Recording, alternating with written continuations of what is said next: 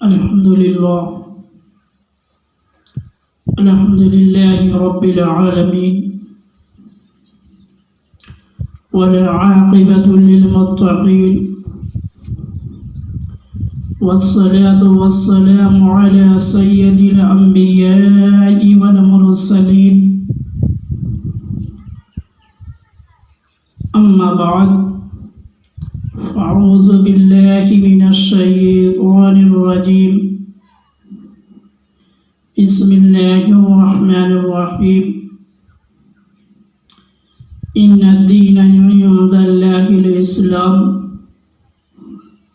صدق الله العظيم والحمد لله رب العالمين. میرے آقا کے پیارے غلاموں، السلام علیکم ورحمۃ اللہ تعالی وبرکاتہ۔ آئیے ایک مرتبہ درود پاک پڑھتے ہیں۔ اللہم صلی علی سیدنا صفینا مولانا محمد مبارک وسلم، صلو علیہ صلاۃ و سلام علیک یا رسول اللہ صلی اللہ تعالی علیہ وآلہ وسلم۔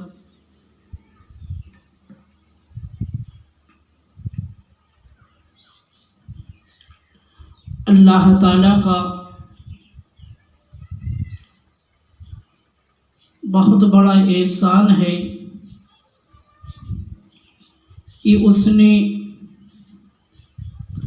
ہم سب کو مسلمان بنایا،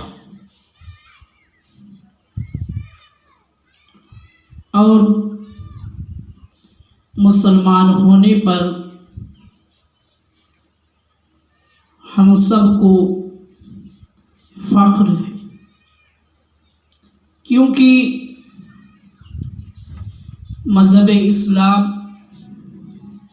دین اسلام ایک واحد ایسا مذہب ہے، ایسا دین ہے جس کی صداقت کی گواہی، جس کے سچا ہونے کی گواہی کسی دنیا دار نے نہیں بلکہ پروردگار نے دی ہے۔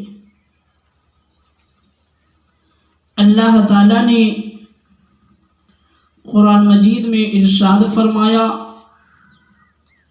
ان الدین عند اللہ الاسلام۔ اس آیت کریمہ کے ذریعے اللہ تعالیٰ نے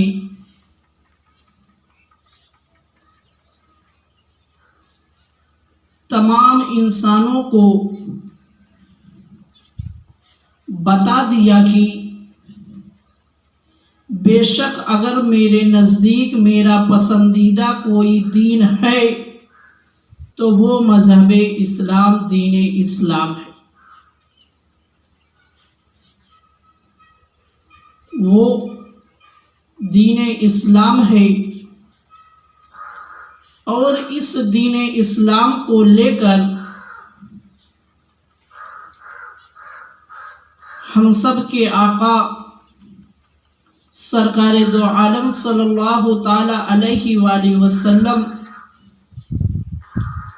مکہ کی سرزمین پر تشریف لائے۔ آپ نے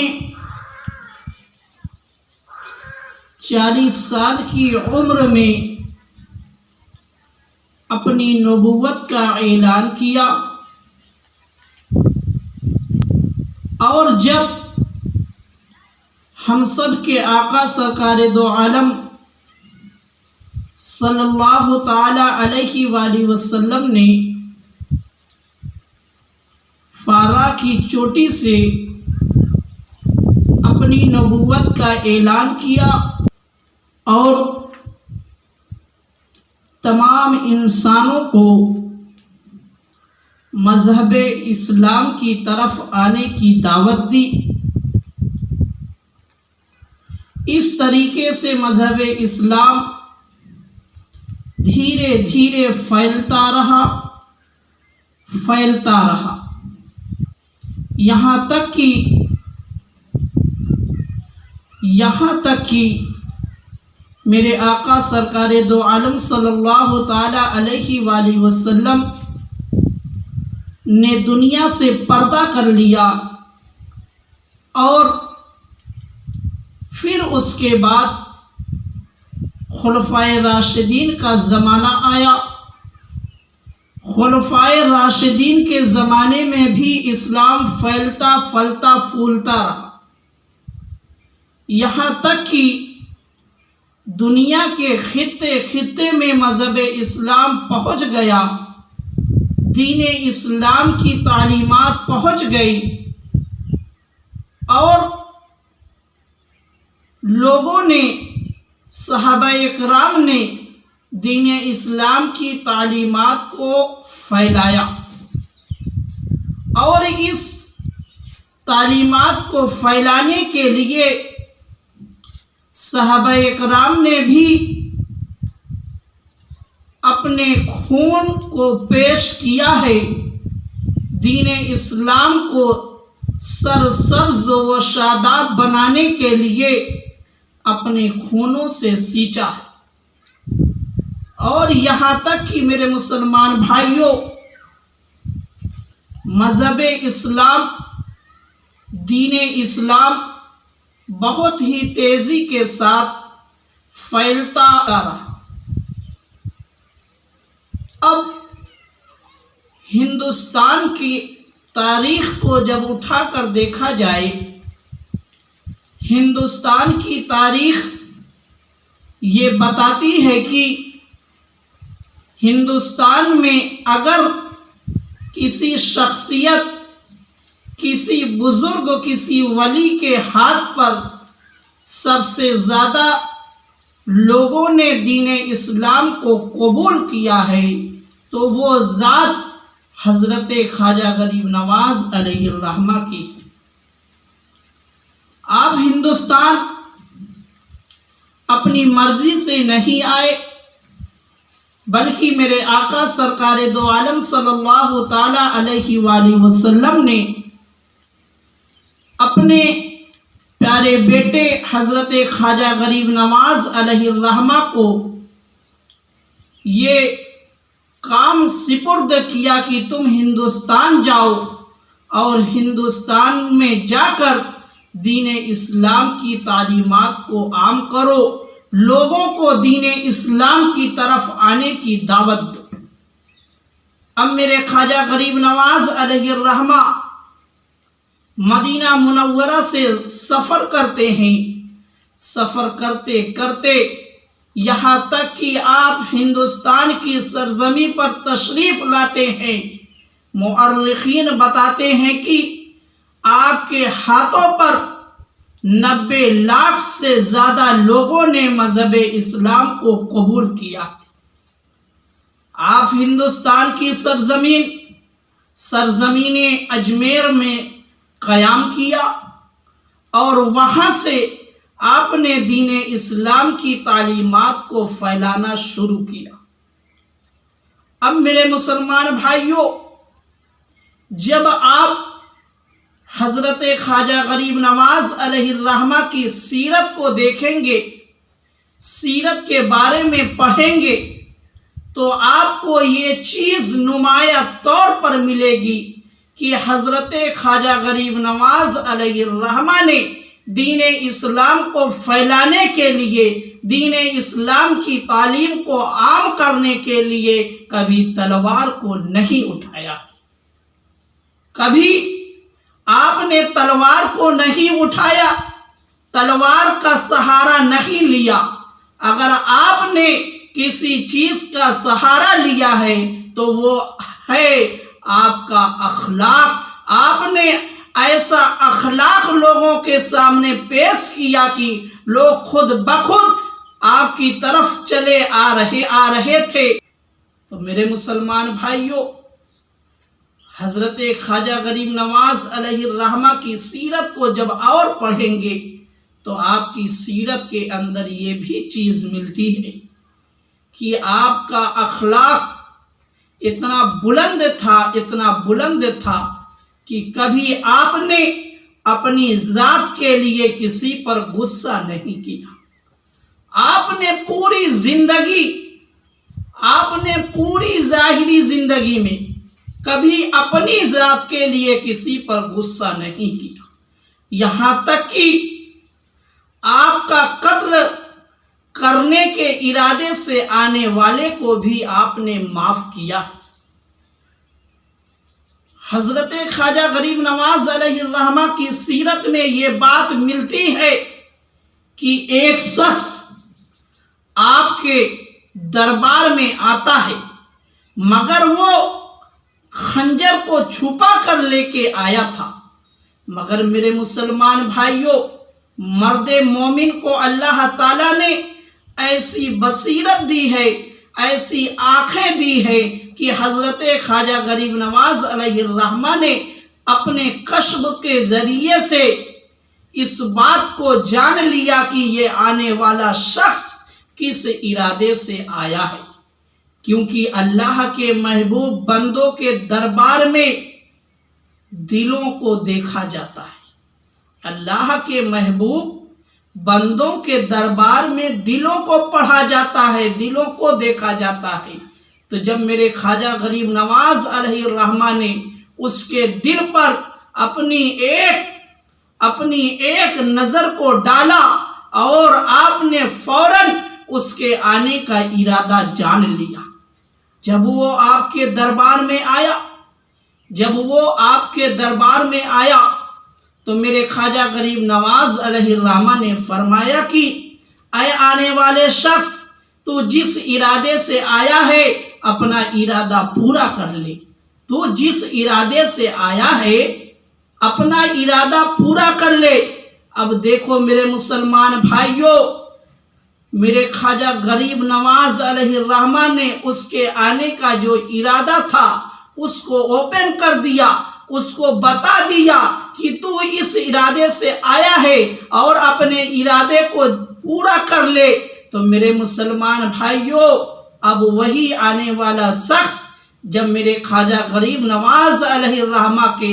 ایسے اخلاق کو دیکھتا ہے تو اپنے خنجر کو پھینک دیتا ہے اور میرے خواجہ کے قدموں سے لپٹ جاتا ہے اور دائرہ اسلام میں داخل ہو جاتا ہے۔ تو میرے مسلمان بھائیوں، جو آج جاہل دوغن، جس کو نہ تاریخ کا کچھ پتہ ہے، نہ جس کو سیرت خواجہ غریب نواز علیہ الرحمہ کے بارے میں کچھ معلوم ہے، وہ چینلوں پر بیٹھ کر جاہل دوغن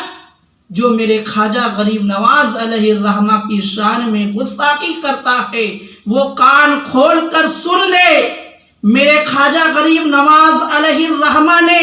نہ کسی کے خزانے کو لوٹا ہے، نہ کسی کے دل کو لوٹا ہے، بلکہ میرے خواجہ غریب نواز علیہ الرحمہ نے ہر کسی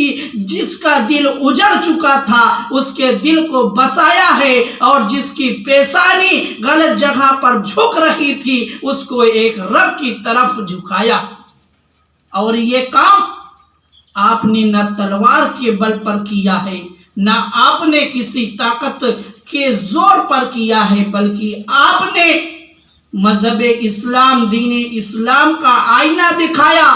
اور خود اس پر عمل کر کے آپ نے ایسا اخلاق پیش کیا لوگوں کے سامنے کہ لوگ دنیا کے کونے سے بھاگ بھاگ کر میرے خواجہ غریب نواز علیہ الرحمہ کے قدموں میں آ رہے۔ تو میرے مسلمان بھائیوں، میرے خواجہ غریب نواز علیہ الرحمہ کو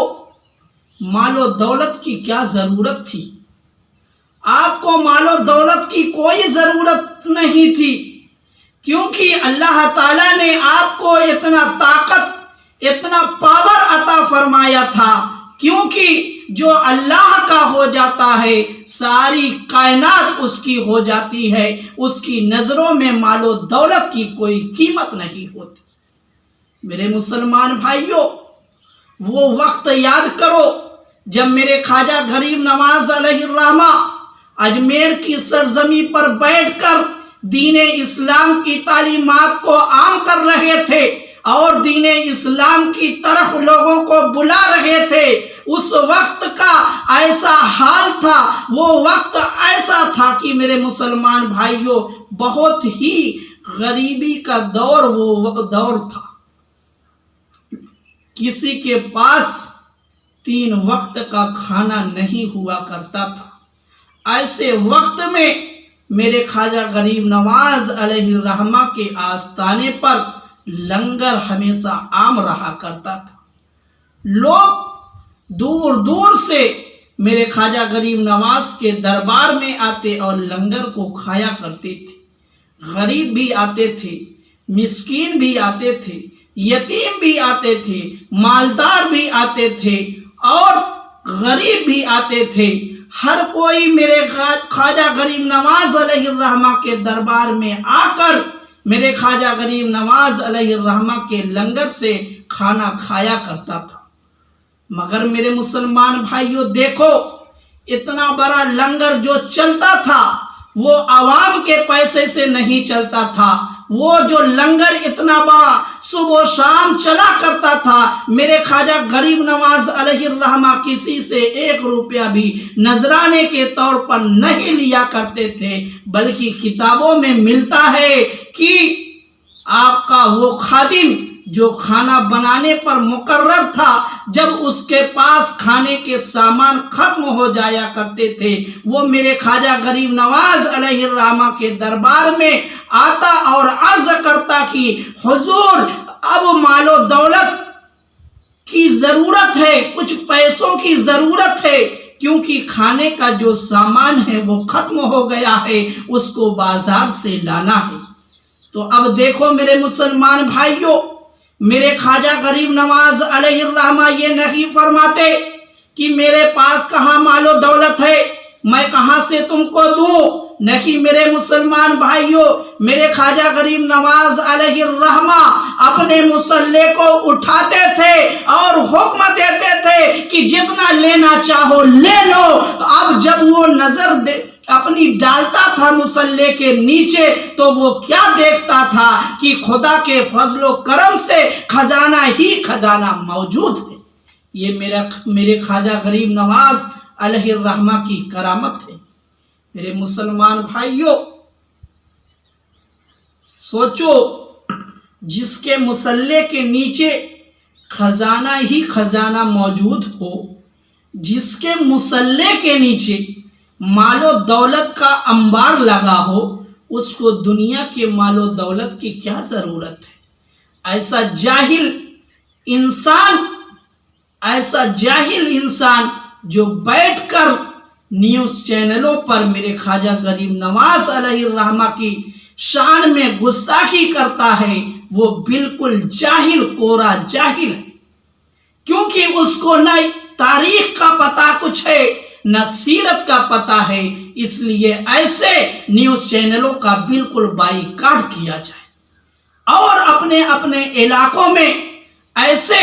نیوز چینلوں کو بند کرنے کے لیے سرکاری قانونی اور سرکار سے مدد مانگی جائے، قانونی کارروائی کی جائے کہ سرکار ایسے چینلوں کو بند کرنے کا حکم دے۔ میرے مسلمان بھائیوں، اور دیکھو میرے خواجہ غریب نواز علیہ الرحمہ کی سیرت کو دیکھو کہ میرے خواجہ غریب نواز علیہ الرحمہ نے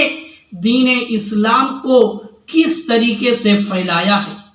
میرے خواجہ غریب نواز علیہ الرحمہ نے دین اسلام کو کس طریقے سے پھیلایا ہے، کہنے کو تو بہت آسان ہے۔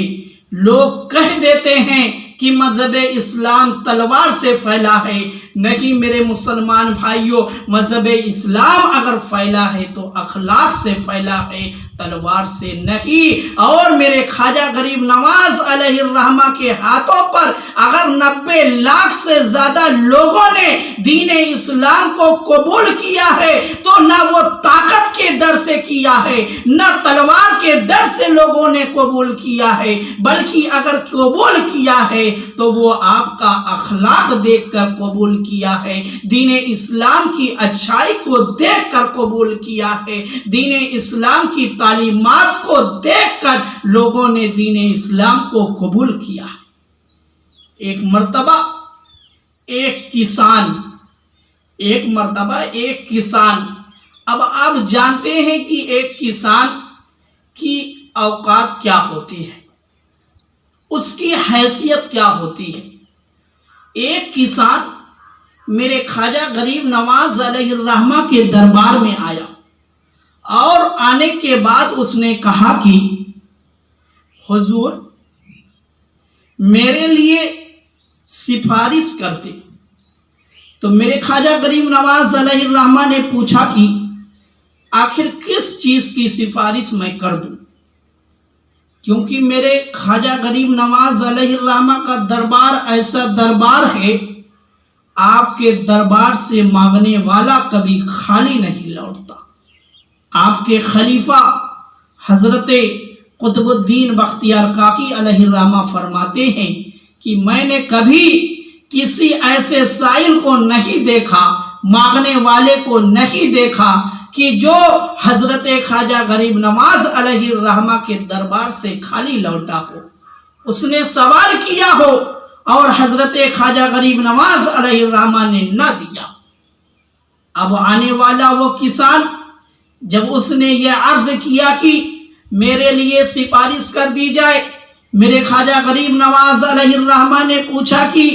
آخر میں کس چیز کی سفارش کر دوں، تو اس کسان نے کہا کہ بادشاہ وقت نے ٹیکس جو ہے وہ بہت زیادہ لگا دیا ہے، اور ہماری کھیتی میں اتنا منافع نہیں ہے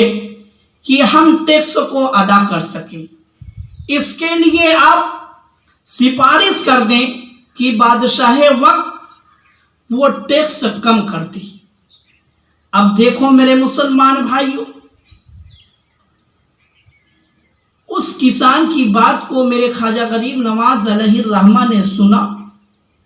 اور آپ نے فرمایا کہ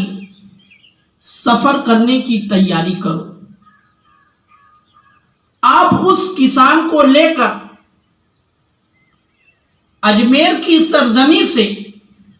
دہلی کا سفر کرنا شروع کر دیتے ہیں۔ جب آپ دہلی کی سرزمین پر پہنچتے ہیں تو دہلی کی سرزمین پر جب آپ پہنچتے ہیں تو چاروں طرف یہ شور ہو جاتا ہے کہ آج حضرت خواجہ غریب نواز علیہ الرحمہ دہلی میں تشریف لا چکے ہیں۔ آپ کے خلیفہ حضرت خواجہ قطب الدین بختیار کاکی علیہ الرحمہ تک یہ خبر پہنچتی ہے،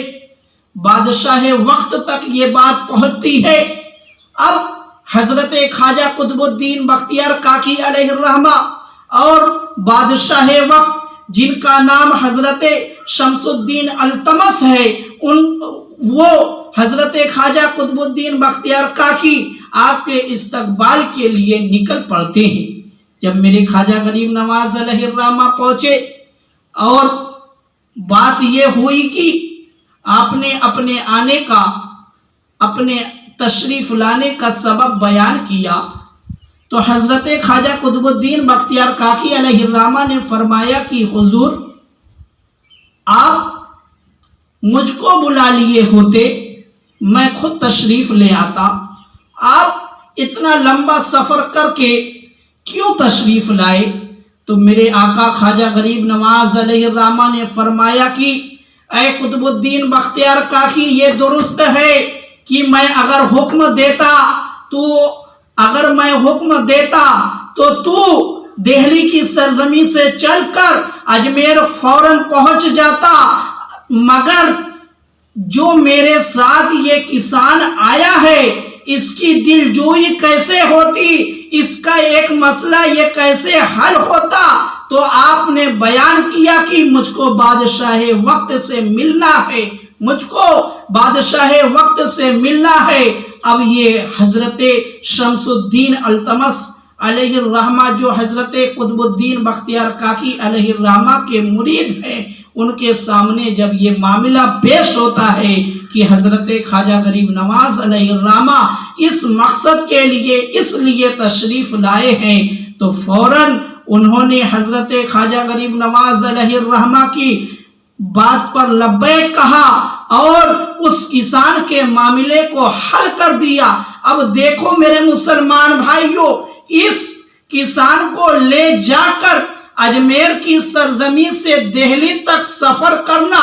اور میرے خواجہ غریب نواز کو اس کسان کو لے کر اگر میرے خواجہ غریب نواز علیہ الرحمہ وہیں سے ایک خط لکھ دیتے تب بھی آپ کا معاملہ حل ہو جاتا، مگر میرے مسلمان بھائیوں، میرے خواجہ غریب نواز علیہ الرحمہ نے کسان کو لے کر جو سفر کیا اور جب بادشاہ وقت کے سامنے اپنے مسئلے کو حل کروایا اور اس وجہ سے کسان کے دل میں جو خوشی ہوئی ہے وہ خوشی نہیں ہوتی، تو میرے مسلمان بھائیوں، ایک کسان کے دل کو خوش کرنے کے لیے میرے خواجہ غریب نواز نے اتنا لمبا سفر کیا۔ اب میرے مسلمان بھائیوں دیکھو، یہ ہے میرے خواجہ غریب نواز علیہ الرحمہ کا اخلاق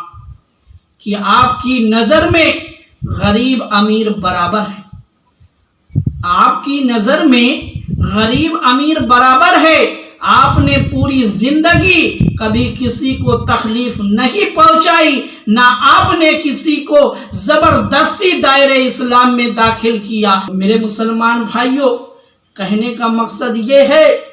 کہ جو بیٹھ کر جاہلانہ باتیں کرتے ہیں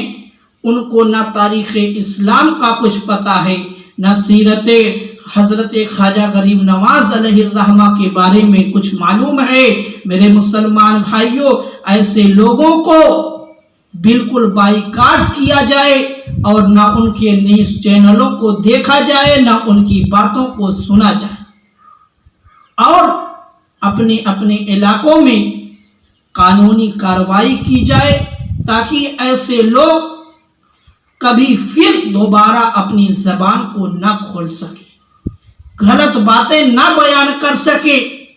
میرے خواجہ غریب نواز علیہ الرحمہ کی سیرت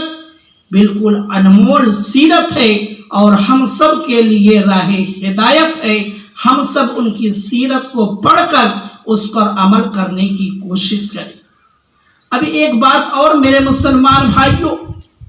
اگر میرے خواجہ غریب نواز علیہ الرحمہ نے کسی کو دائرے اسلام میں زبردستی داخل کیا ہوتا تو آج آپ ان کے روضے پر جا کر، ان کی قبر انور پر جا کر دیکھ سکتے ہیں کہ مسلمانوں سے زیادہ وہاں پر غیر مذہب والے موجود ہوتے ہیں۔ آخر ان کے دلوں میں یہ محبت کیوں ہے؟ کیونکہ ان کو معلوم ہے کہ یہ ایسی ہستی ہے کہ ان کے بارگاہ میں آنے سے لوگوں کی مرادیں پوری ہو جاتی ہیں، لوگوں کی مرادیں پوری ہو جاتی ہیں اور لوگ باادب اس طریقے سے حاضری دیتے ہیں کہ بالکل ایک پل بھی ایسا نہیں وہاں پر گزارنا چاہتے کہ جس کی وجہ سے حضرت خواجہ غریب نواز علیہ الرحمہ کی شان میں بے ادبی ہو۔ تو میرے مسلمان بھائیوں، آپ ان دنیا داروں کی باتوں کو چھوڑیں اور حضرت خواجہ غریب نواز علیہ الرحمہ کی طرف اپنی لو کو لگائیں، ان کی محبت اپنے دلوں میں بسائیں اور ان جاہل دوغنوں کا بالکل بائیکاٹ کریں۔ اور ہمارے جو علماء کرام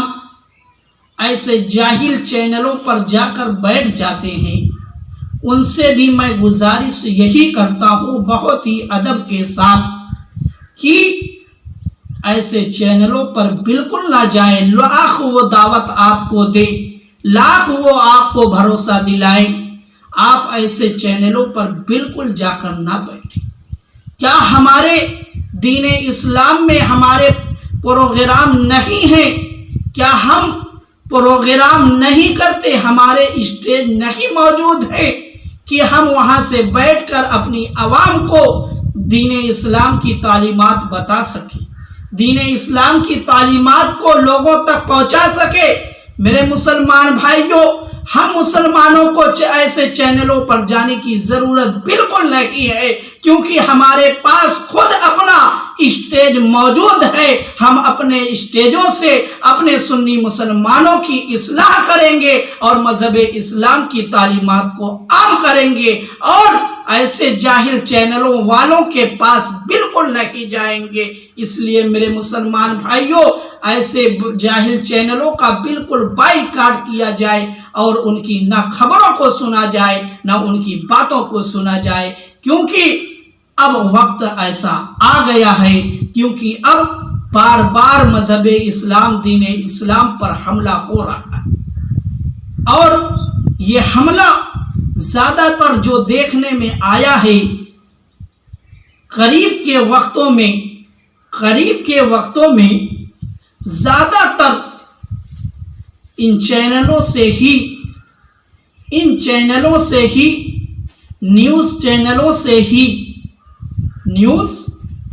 سے ہی خرافات کو پھیلایا جا رہا ہے،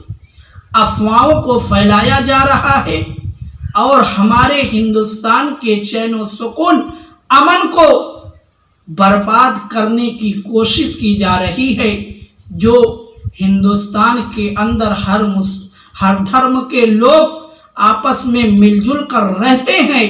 یہ مل جل کر رہنا ان لوگوں کو دیکھا نہیں جا رہا ہے، اس لیے وہ نیوز چینلوں پر بیٹھ کر آپس میں ہم مسلمانوں کو اور دھرموں کو مسلمانوں سے لڑانے کی کوشش کر رہے ہیں۔ اس لیے میرے مسلمان بھائیوں، آپ یہ نیوز چینل والوں کی باتوں میں بالکل مت آئیں، آپ حقیقت کا پتہ لگا کر تب کسی بات پر عمل کریں۔ اللہ تعالیٰ کی بارگاہ میں دعا ہے کہ مولا تعالیٰ ہم سب کو اہدنا الصراط المستقیم پر چلنے کی توفیق عطا فرمائے اور دین اسلام کی تعلیمات پر عمل کرنے کی توفیق عطا فرمائے اور لوگوں کو ہدایت عطا فرمائے، اور ہمارے ہندوستان میں چین و سکون برقرار رہے۔ مولا ہمارے ہندوستان میں چین و سکون برقرار رہے، جیسے لوگ پہلے رہتے تھے مل جل کر، آج بھی مولا اسی طریقے سے آپس میں لوگ مل جل کر رہے۔ وآخر دعوانا عن الحمدللہ رب العالمین۔ السلام علیکم ورحمۃ اللہ تعالی وبرکاتہ۔